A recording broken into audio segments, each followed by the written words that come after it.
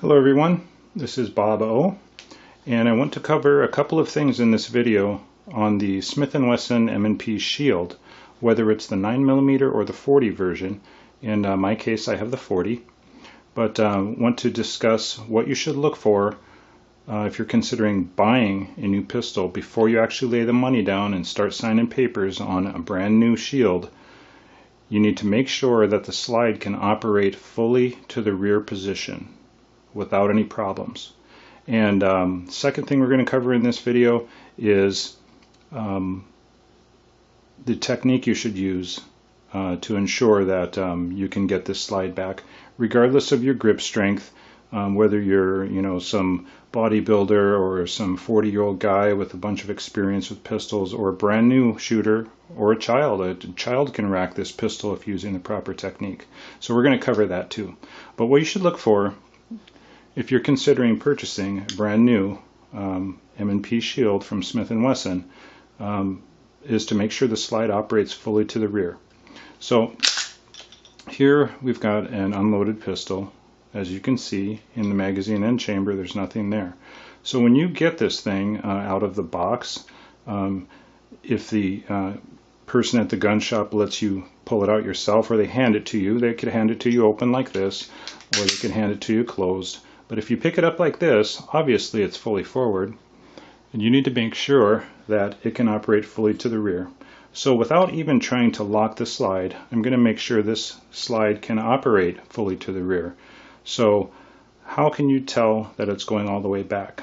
Well, what you want to do is rack the slide fully to the rear abruptly. Don't baby it, just give it a good rack, and listen for metal on metal sound. That is, the rear portion of this lower part of the slide is going to come back this way and stop when it hits the metal portion of this slide block internally. And in doing so, it's going to make a very distinct clanking sound. And so we'll go ahead and do that here a few times, and this is what you want to hear. You hear that at the end is the clank that you want to hear. So without even locking the slide back, you want to hear this clank. Okay, and I'll do that a few times in a row. It's very distinct. It's metal on metal, and go ahead and listen for it. That's the clank you want to hear. If you don't hear it clank, it's not hitting metal on metal, and the slide is not traveling fully rearward. If that's the case, chances are you're not going to be able to lock the slide to the rear.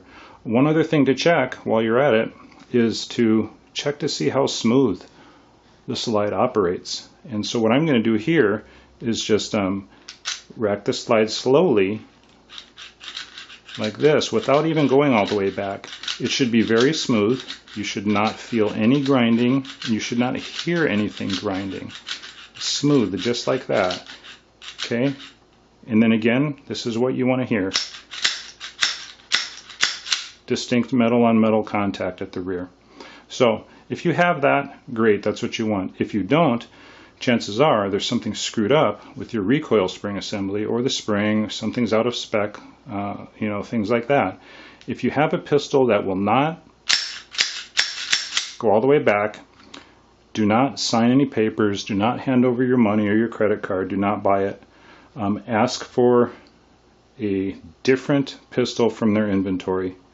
Okay, because chances are you've got one with a bad spring. Something else is wrong with it. Do not take it home if you cannot rack it back and hear that. Okay, so we got a few minutes left in the video. Let's just talk about how to properly rack a slide back, and it has to deal with technique, not necessarily how strong you are.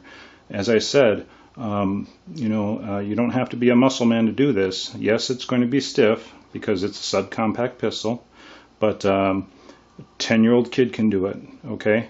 So it's all about technique. Now, what I want to do is show you how I do it. I have never had a problem doing it with this pistol or with any other semi-automatic pistol. I've always done it this way. So obviously I'm right-handed. This is a right-handed model. There is no ambidextrous controls on this one. So if we start with the slide closed and our intent is to open the slide and lock it to the rear, what I do with my right hand, which is where I'm going to grip the pistol, is use just ahead of the knuckle or the crease of my index finger. I'm going to place that right here. So when the pressure of the pistol is going towards the rear, you got a firm place to stop it. I'm going to grip the pistol from here, and my thumb is going to catch the underside of the slide lock, and I'm going to push up just like that. See? I'm going to hold it just like that. With my left hand, what I'm going to do is, using the cocking serrations on both sides of the slide, I'm going to put my thumb here, pinch the slide with my index finger. I'm going to use these other two fingers and grab the slide right next to it like this. And this portion of my hand here, right about the knuckle area, is going to contact the top left corner of the slide. Okay, so it's pretty simple. There, grip the gun, push up with your thumb and hold that pressure up on the slide catch. Grasp just like I showed you, thumb, finger, squeeze it and drive it hard rearward while holding this slide lock lever upward, and give it a nice and firm and abrupt sharp movement back, just like that, and it'll lock. It's as simple as that, guys. That is the technique I use. That's the technique that I see a lot of people using, and I believe this to be the proper technique.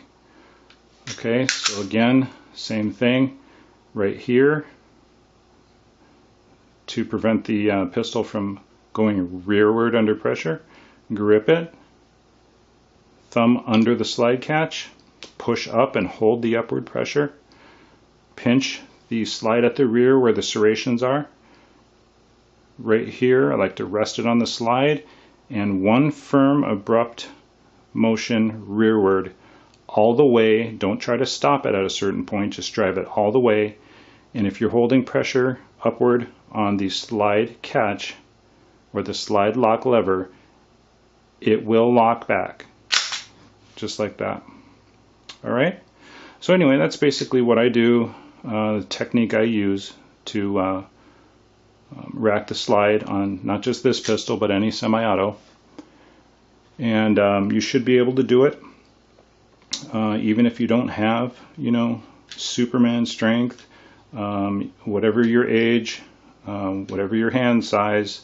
You should be able to do it if you use the proper technique. Don't let anyone tell you you're not strong enough, or to go start working out, or go buy another pistol, or anything like that. It has nearly 100% to do with technique. Okay? And then after you get used to it, you won't have to think about it anymore. It just happens, just like that. I could pick up this pistol, and if I want to lock it back, I've done it 10,000 times over who knows how many years, and it's just a simple matter of doing that. Alright guys, so I hope this video helped you out with the technique on how to rack the slide and how to lock it back. It seems to be a common complaint with owners of this particular model and other subcompacts. And if you have any questions, post them in the remarks section below, visit a forum, those sort of things. But I've had about 400 plus rounds through this Shield, no problems at all. I like the pistol. There are a lot of complaints on it because it's people say they can't rack it back. That's either due to some sort of defective part or improper technique.